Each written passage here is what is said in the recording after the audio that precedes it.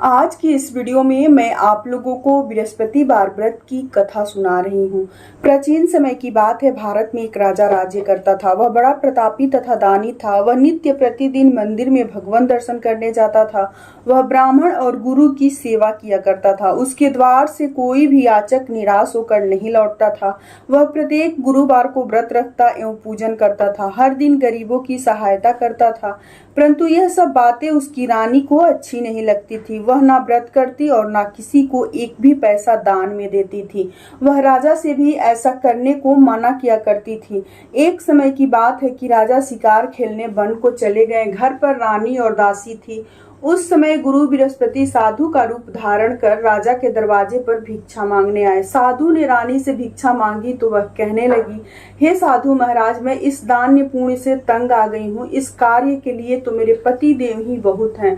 अब आप ऐसी कृपा करें कि मेरा सारा धन नष्ट हो जाए तथा मैं आराम से रह सकूं। साधु रूपी बृहस्पति देव ने कहा, हे देवी, तुम बड़ी विचित्र हो। संतान और धन से कोई दुखी नहीं होता है, इसको सभी चाहते हैं। पापी भी पुत्र और धन की इच्छा करता है। अगर तुम्हारे पास धन अधिक है तो तुम भूखे मनुष्य को भोजन कराओ, प्याऊ लगाओ, ब्राह्मण को दान दो, धर्मशालाएं बनवाओ, कुआं, तालाब, बावड़ी, बाग, बगीचे आदि का निर्माण कराओ तथा निर्धनों की कंवारी कन्याओं का विवाह कराओ। साथ ही यज्ञादि करो। इस प्रकार के कर्मों से आपके कुल और आपका नाम प्रलोक में सार्थक होगा एवं स्वर्ग की प्राप्ति होगी।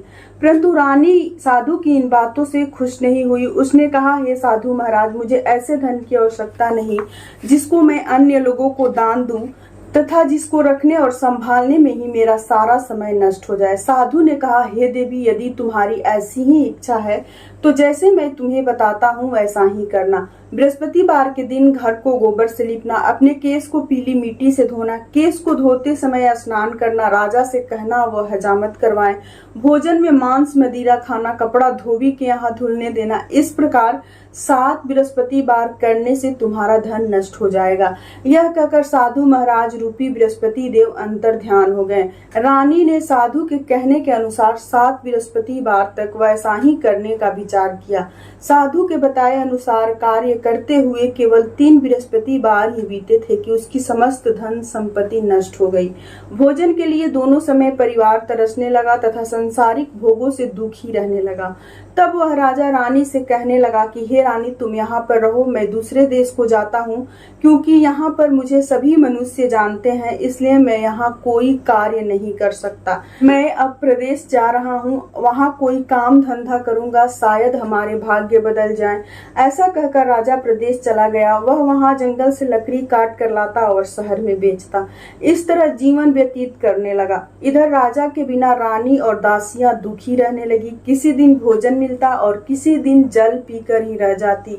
एक समय रानी और दासियों को 7 दिन बिना भोजन के व्यतीत करना पड़ा तो रानी ने अपनी दासी से कहा, हे दासी, यहाँ पासी के नगर में मेरी बहन रहती है, वह बड़ी धनवान है, तू उसके पास जा और वहां से 5 सेर बेझर मांग कर ले आ, जिससे कुछ समय के लिए गुजर हो जाए।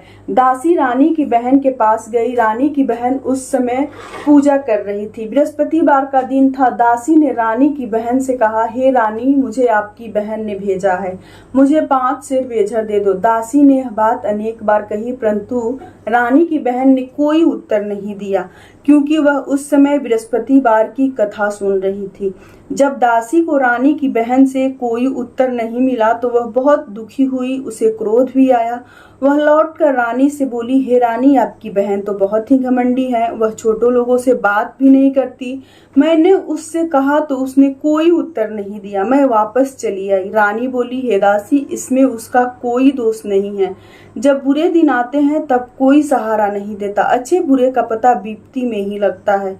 जो ईश्वर की इच्छा होगी वही होगा। यह सब हमारे भाग्य के दोष हैं।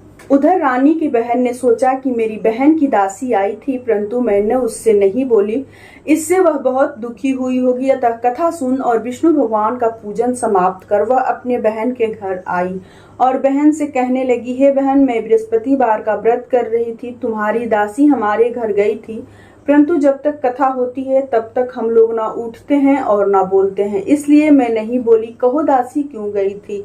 रानी बोली, बहन हमारे घर अनाज नहीं था। वैसे तुमसे कोई बात छिपी नहीं है, इसी कारण मैंने दासी को तुम्हारे पास 5 सिर बेझर लेने के लिए भेजा था। रानी की बहन बोली, बहन देखो, बृहस्पति भगवान सबकी मनोकामनाएं पूर्ण करते हैं। देखो शायद तुम्हारे घर में अनाज रखा हो। यह सुनकर दासी घर के अंदर गई तो वहां उसे एक घड़ा बेझर का भरा मिल गया।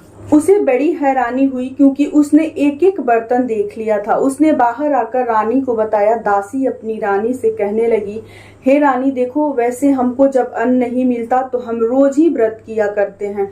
अगर इनसे व्रत की विधि और कथा पूछ ली जाए तो उसे हम भी किया करेंगे। दासी के कहने पर रानी ने अपनी बहन से बृहस्पतिवार व्रत के बारे में पूछा। उसकी बहन ने कहा, हे रानी बहन, बृहस्पतिवार को सूर्य उदय के पूर्व उठकर स्नान करके बृहस्पतिवार का व्रत करना चाहिए, लेकिन उस दिन सिर नहीं धोनी चाहिए। बृहस्पतिवार के व्रत में चने की दाल और मुका से विष्णु भगवान के अकेले की वृक्ष की जड़ में पूजा करे तथा दीप जलावे। उस दिन एक ही समय भोजन करे। भोजन पीले खाद्य पदार्थ का करे तथा कथा सुने। इस प्रकार करने से गुरु भगवान प्रसन्न होते हैं, अन्न पुत्र धन देते हैं, मनोकामनाएं पूर्ण करते हैं। व्रत और पूजन की विधि बताकर रानी की बहन अपने घर लौट गई। रानी और दासी दोनों ने निश्चय किया कि बृहस्पति देव भगवान का पूजन जरूर करेंगे। 7 दिन बाद जब बृहस्पतिवार आया तो उन्होंने व्रत रखा। घुड़सवाल में जाकर चन्ना और गुड़ बीन लाई तथा उसकी दाल से केले की जड़ तथा विष्णु भगवान का पूजन किया। अब भोजन पीला कहाँ से आए? दोनों बड़ी दुखी हुई, परंतु उन्होंने व्रत किया था, इस कारण बृहस्पति देव भगवान प्रसन्न थे। एक साधारण व्यक्ति के रूप में वे 2 थालों में सुंदर पीला भोजन लेकर आए और दासी को देकर बोले, हे दासी, यह भोजन तुम्हारे और रानी के लिए है, तुम दोनों करना। दासी भोजन पाकर बड़ी प्रसन्न हुई और रानी से बोली, रानी जी भोजन कर लो। रानी को भोजन आने के बारे में कुछ पता नहीं था, इसलिए वह दासी से बोली, जा तू ही भोजन कर, क्यों तू हमारी व्यर्थ में हंसी उड़ाती है? दासी ने कहा, वह व्यक्ति हम दोनों के लिए 2 थालों में भोजन दे गया है, इसलिए मैं और आप दोनों साथ साथ भोजन करेंगे। दोनों ने गुरु भगवान को नमस्कार कर भोजन प्रारंभ किया। उसके बाद से वे प्रत्येक बृहस्पतिवार को गुरु भगवान का व्रत और पूजन करने लगी। बृहस्पति भगवान की कृपा से उनके पास धन हो गया, परंतु रानी फिर पहले की तरह से आलस्य करने लगी। तब दासी बोली, देखो रानी, तुम पहले भी इस प्रकार आलस्य करती थी, तुम्हें धन के रखने में कष्ट होता था, इसी कारण सभी धन नष्ट हो गया। अब गुरु भगवान की कृपा से धन मिला है तो फिर तुम्हें आलस्य होता है। बड़ी मुसीबतों के बाद हमने यह धन पाया है, इसलिए हमें दान पुण्य करना चाहिए। तुम भूखे मनुष्य को भोजन कराओ, प्याऊ लगाओ, ब्राह्मण को दान दो, कुआं, तालाब, बावड़ी, बाग, बगीचे आदि का निर्माण कराओ, मंदिर पाठशाला बनवाकर दान दो, कंवारी कन्याओं का विवाह कराओ, धन को शुभ कार्यों में खर्च करो, जिससे तुम्हारे कुल का यश बढ़े तथा स्वर्ग की प्राप्ति हो और पितृ प्रसन्न हो। दासी की बात मानकर रानी ने इसी प्रकार के कर्म करने प्रारंभ किए, जिससे उनका काफी यश फैलने लगा। एक दिन रानी और दासी आपस में विचार करने लगी कि न जाने राजा किस दशा में होंगे, उनकी कोई खोज खबर नहीं है। गुरु भगवान से उन्होंने प्रार्थना की और भगवान ने रात्रि में राजा को स्वप्न में कहा, हे राजा, उठ, तेरी रानी तुझको याद करती है, अब अपने देश को लौट जा। राजा प्रातः काल उठकर जंगल से लकड़ियां काट कर लाने के लिए जंगल की ओर चल पड़ा। जंगल से गुजरते हुए वह सोचने लगा कि रानी की गलती से उसे कितने दुख भोगने पड़े। राजपाट छोड़कर उसे जंगल में आकर रहना पड़ा। जंगल से लकड़ियां काट कर उन्हें बेचकर गुजारा करना पड़ा। उसी समय उस जंगल में बृहस्पति देव एक साधु का रूप धारण कर आए और राजा के पास आकर बोले, हे लकड़हारे, तुम इस सुनसान जंगल में किस चिंता में बैठे हो, मुझे बतलाओ। यह सुनकर राजा के नेत्रों में जल भर आया और साधु की वंदना कर बोले, हे प्रभु, आप सब कुछ जानने वाले हैं। इतना कहकर राजा ने साधु को संपूर्ण कहानी सुना दी। महात्मा दयालु होते हैं। वे राजा से बोले, हे राजा, तुम्हारी पत्नी ने बृहस्पति देव के प्रति अपराध किया था, जिसके कारण तुम्हारी यह दशा हुई है। अब तुम किसी प्रकार की चिंता मत करो, भगवान तुम्हें पहले से अधिक धन देंगे। देखो, तुम्हारी पत्नी ने बृहस्पतिवार का व्रत करना प्रारंभ कर दिया है। अब तुम भी बृहस्पतिवार के व्रत में चने की दाल व गुड़ जल के लोटे में डालकर केले का पूजा करो, फिर कथा कहो या सुनो, भगवान तुम्हारी सब कामनाओं को पूर्ण करेंगे। साधु को प्रसन्न देखकर राजा बोला, हे प्रभु, मुझे लकड़ी बेचकर इतना पैसा भी नहीं बचता जिससे भोजन करने के उपरांत कुछ बचा सकूं। मैंने रात्रि में अपनी रानी को व्याकुल देखा है, मेरे पास कोई साधन नहीं जिससे समाचार जान सकूं। फिर मैं बृहस्पति देव की क्या कहानी कहूँ, मुझको तो कुछ भी मालूम नहीं है। साधु ने कहा, हे राजा, तुम किसी बात की चिंता मत करो। बृहस्पतिवार के दिन तुम रोजाना की तरह लकड़ियां लेकर शहर में जाओ, तुम्हें रोज से दुगुना धन प्राप्त होगा, जिससे तुम भली भांति भोजन कर लोगे तथा बृहस्पति देव की पूजा का सामान भी आ जाएगा। बृहस्पतिवार की कथा कुछ इस प्रकार है। प्राचीन काल में एक बहुत ही निर्धन ब्राह्मण था। उसकी कोई संतान नहीं थी। वह नित्य पूजा पाठ करता, परंतु उसकी स्त्री बहुत ही मलिनता के साथ रहती थी। वह ना स्नान करती और ना किसी देवता का पूजन करती। प्रातः काल उठते ही सर्वप्रथम भोजन करती, बाद में अन्य कार्य करती। ब्राह्मण देवता बहुत दुखी रहते थे। पत्नी को बहुत समझाते, किंतु इसका कोई परिणाम ना निकलता। भगवान की कृपा से ब्राह्मण की स्त्री के कन्या उत्पन्न हुई।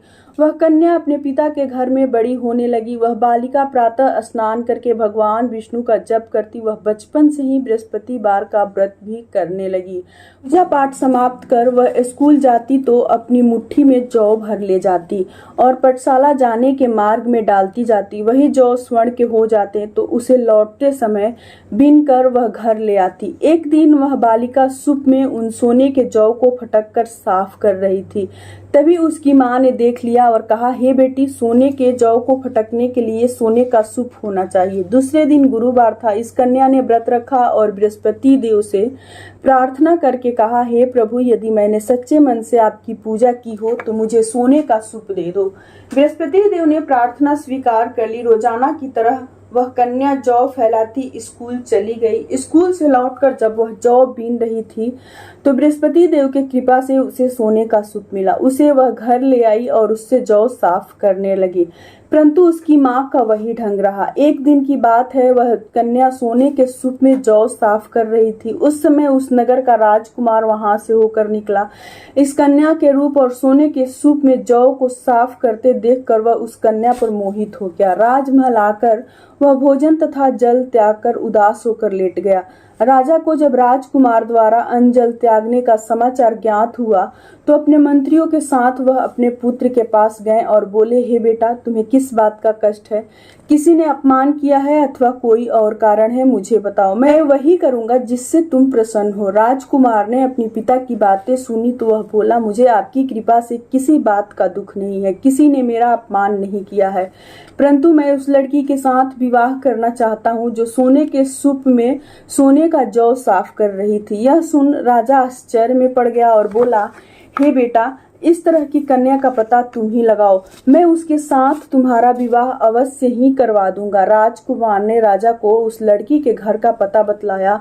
मंत्री उस लड़की के घर गया और राजा का आदेश ब्राह्मण को सुनाया। कुछ ही दिन बाद ब्राह्मण की कन्या का विवाह राजकुमार के साथ संपन्न हो गया।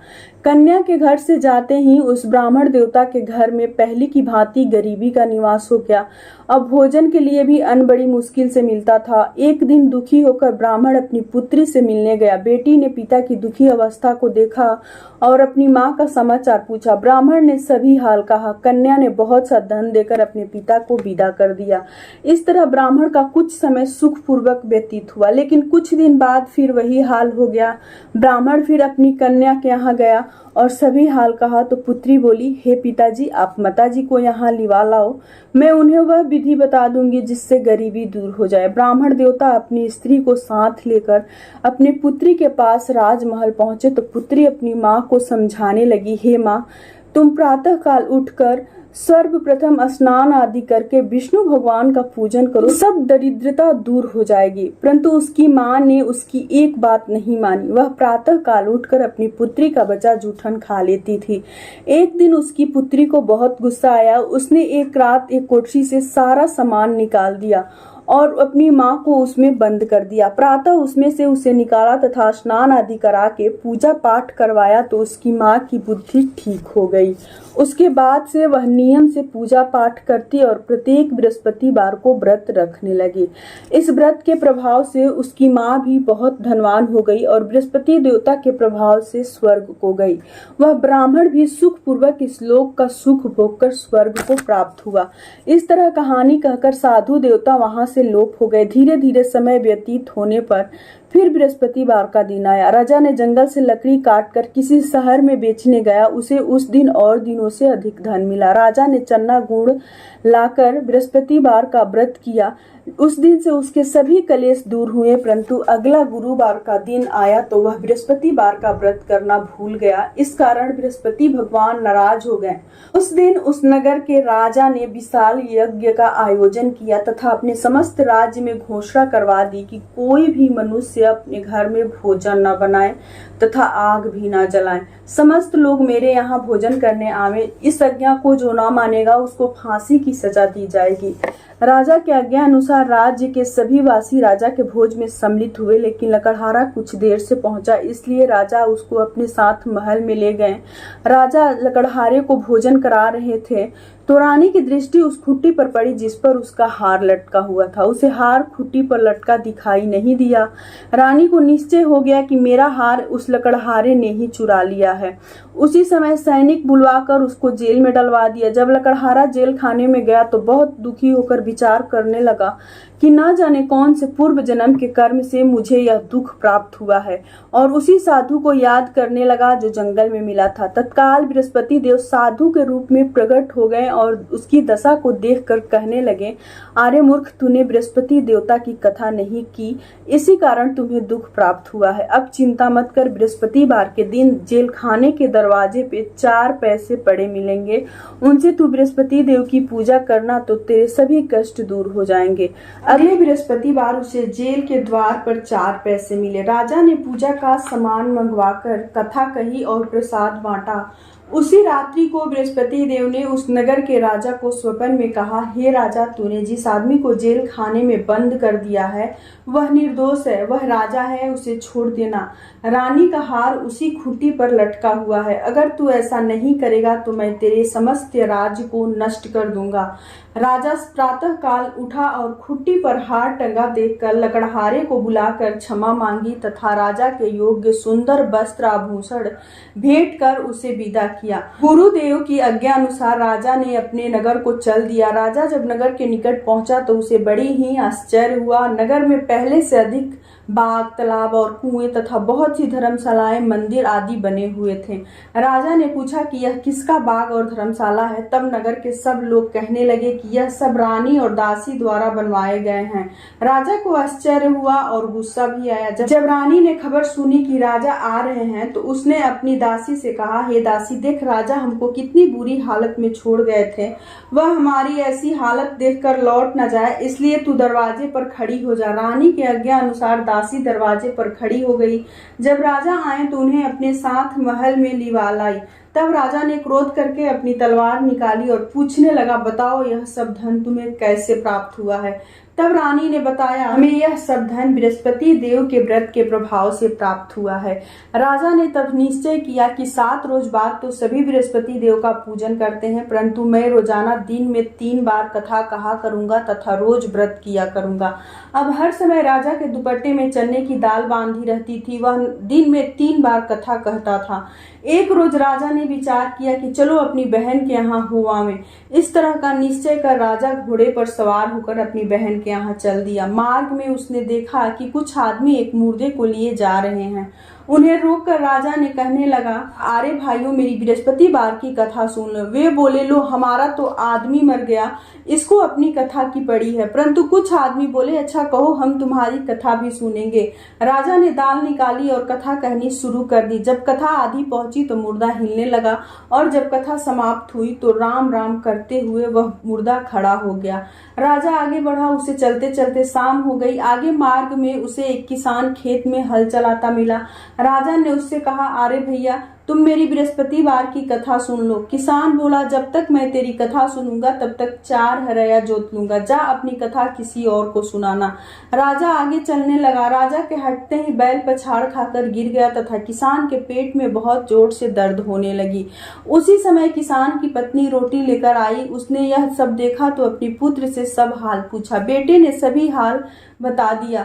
बुढ़िया दौड़ी दौड़ी उस घुड़सवार के पास गई और उससे बोली, मैं तेरी कथा सुनूंगी, तू अपनी कथा मेरे खेत पर ही चलकर कहना। राजा ने लौटकर बुढ़िया के खेत पर जाकर कथा कही, जिससे सुनते ही उसके बैल खड़े हो गए तथा किसान के पेट का दर्द भी बंद हो गया। राजा अपनी बहन के घर पहुंच गया। बहन ने भाई की खूब मेहमानी की। दूसरे रोज प्रातः काल जगा तो वह देखने लगा कि सब लोग भोजन कर रहे हैं। राजा ने अपनी बहन से जब पूछा कि ऐसा कोई मनुष्य है जिसने भोजन नहीं किया हो, जो मेरी बृहस्पतिवार की कथा सुन ले, तो बहन बोली, हे भैया, यह देश ऐसा ही है। पहले यहाँ के लोग भोजन करते हैं, बाद में अन्य काम करते हैं। अगर पड़ोस में कोई हो तो देख आती हूँ। ऐसा कहकर बहन देखने चली, परंतु उसे कोई भी ऐसा व्यक्ति नहीं मिला जिसने भोजन ना किया हो। फिर वह एक कुम्हार के घर गए जिसका लड़का बीमार था। उसे मालूम हुआ कि उसके यहाँ 3 दिन से किसी ने भोजन नहीं किया है। रानी ने अपनी भाई की कथा सुनने के लिए कुम्हार से कहा तो वह तैयार हो गया। राजा ने जाकर बृहस्पतिवार की कथा कही, जिसको सुनकर उसका लड़का ठीक हो गया। अब तो राजा की प्रशंसा होने लगी। एक दिन राजा ने अपनी बहन से कहा, हे बहन, मैं अपने घर जाऊंगा, तुम भी तैयार हो जाओ। राजा की बहन ने अपनी सास से अपने भाई के साथ जाने की आज्ञा मांगी।